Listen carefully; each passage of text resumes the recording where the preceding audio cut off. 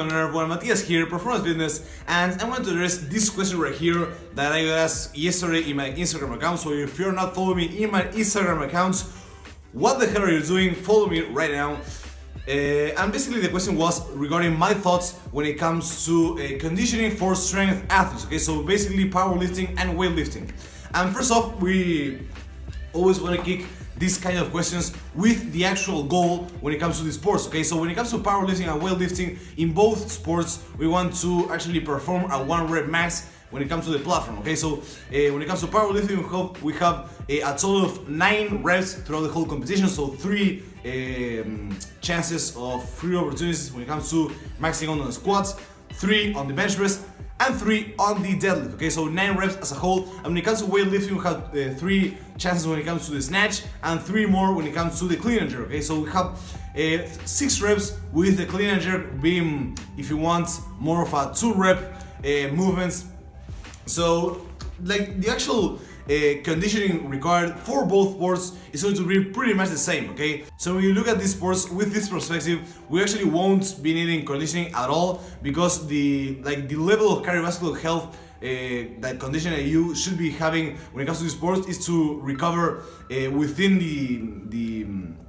the reps of the squat, of the deadlift, of the bench, of the clean and jerk, whatever. And this is basically like a very low threshold when it comes to conditioning. Okay, so we would actually need conditioning when we're looking at pure competitive sports. Okay, however, when it comes to training, training does not resemble this. Okay, we are not actually being 100% specific throughout the whole year when it comes to training. Okay, we do actually different things. When we are in the off season, we train squats within the 5 to 8 to maybe even 10 rep range. I don't actually program 10 reps squats, but some coaches actually do. And when it comes to these things, you actually use different energy systems. Okay, you actually need conditioning when it comes to doing 6, 8, 10 rep squats, deadlifts, pulls, snatches, whatever the case may be. Okay, so when it comes to these things, actually conditioning does make sense. And in an ideal world, I would actually program some kinds of HIIT cardio when it comes to strength athletes, okay? Because HIIT cardio actually resembles much more high intensity interval training, actually resembles much more the actual sports of going all out when it comes to around 30 seconds, 40 seconds, and then resting throughout 30 to 40 seconds, and then going all out again. Okay, so this resembles much more. It's going to be a much more specific form of cardio as opposed to low intensity cardio, which I'm going to be touching on later when it comes to strength athletes. Okay, so I would actually program some form of high intensity interval training, ideally when it comes to these athletes. However, when it comes to these sports, we actually want to maximize adaptation, which adaptation is going to be driven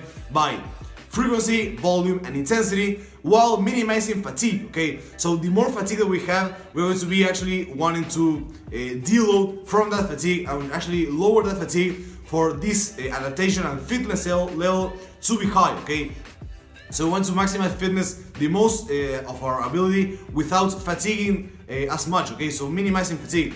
The thing is, when it comes to HIIT cardio, it's going to be affecting this recovery capacity and this fatigue that we're going to be able to handle. Okay, so we are not going to be able to maximize adaptation without maximizing fatigue. Okay, we are going to be inducing quite a bit of fatigue that is not going to be directly impacting our strength adaptations. Okay, so this is the actual controversy when it comes to strength work. Okay, so I have addressed this previously in another video, but this actual video I'm going to link it right here was approached with somewhat of a different perspective. Like, I do agree with all of the things, and cardio is going to be really good to enhance your health, but when it comes to competitive athletes and competitive powerlifting or weightlifting, these things may not apply 100%, because your actual goal when it comes to these sports is to excel at the snatch or clean and jerk, or to excel at the squats, deadlift, and bench press. Okay, it's not to have the endurance to run 5 miles or whatever the case may be. Okay, so the answer is going to be slightly different. So now the obvious question is, when do me as a coach, or should you actually be doing conditioning if your goal is to be better at strength and at powerlifting or weightlifting, even if you're doing this competitively or if you're doing this just as a hobby? And my answer to this is if you are able to handle your actual volume, if you have good enough work capacity to handle your volume and to be recovered throughout your sessions, and although much more comes into being recovered throughout your sessions, but if you're able to handle your volume and your volume is decently prescribed, okay, so you don't have 10 sets of 10 of every exercise every day, if you're able to do that, I wouldn't recommend to hammer cardio all that much, okay? I would actually recommend some kinds of low intensity cardio a couple times a week, because this is going to enhance your blood flow and it's going to enhance your recovery as a whole, and it's also going to give you a baseline level of cardiovascular conditioning, okay?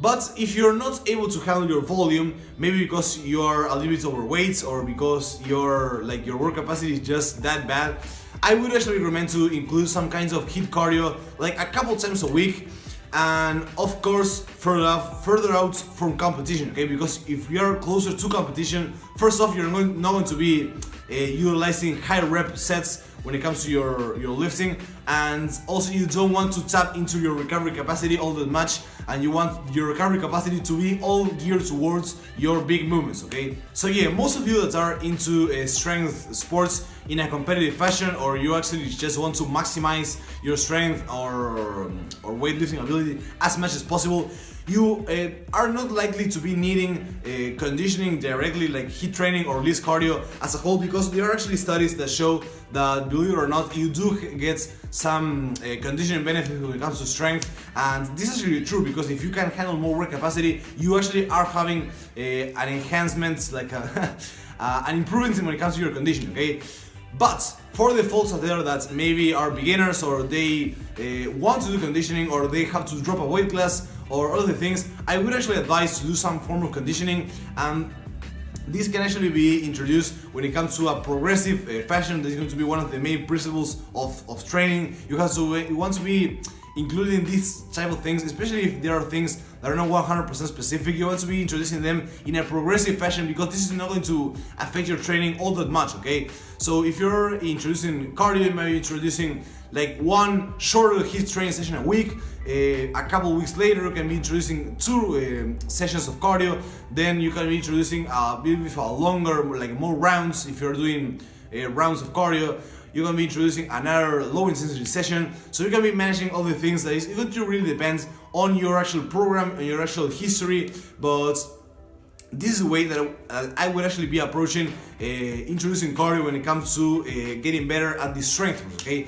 So yeah, that's basically it. If you have any kind of question, be sure to leave it in the comment section down below. Like the video, subscribe, and I'm going to be seeing all of you in the next video. Thanks for watching.